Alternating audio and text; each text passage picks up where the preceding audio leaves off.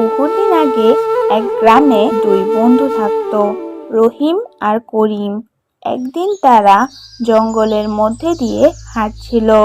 তারা গল্প করতে করতে চারপাশের সৌন্দর্য উপভোগ করছিল। হঠাৎ তারা দেখতে পেল একটি বিশাল ভাল্লুক তাদের দিকে এগিয়ে আসছে। ভাল্লুকটিকে দেখে তারা কাঁপতে শুরু করলো।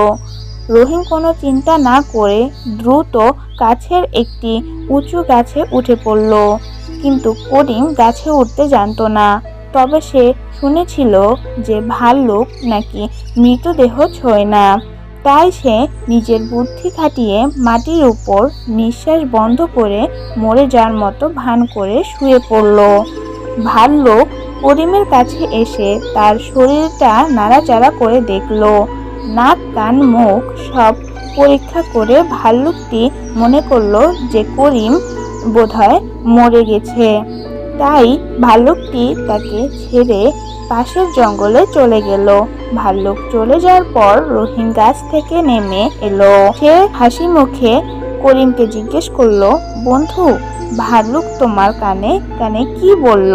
করিম উঠে দাঁড়িয়ে শান্তভাবে বলল, ভাল্লুক আমাকে বলে গেল যে বন্ধু বিপদের সময় নিজের বন্ধুকে ফেলে পালায়, তার সঙ্গে বন্ধুত্ব কখনো করা উচিত নয়। এ কথা শুনে রহিম তার কৃত ভুল বুঝতে পারল এবং লজ্জিত হলো। সে করিমের কাছে ক্ষমা চাইল এবং প্রতিজ্ঞা করলো যে ভবিষ্যতে এমন ভুল আর করবে না। দুই বন্ধু এবার একসঙ্গে হাঁটতে লাগলো। সত্যিকারের বন্ধুত্ব বিপদের সময় পরীক্ষিত হয়। অসময়ের বন্ধু প্রকৃত বন্ধু।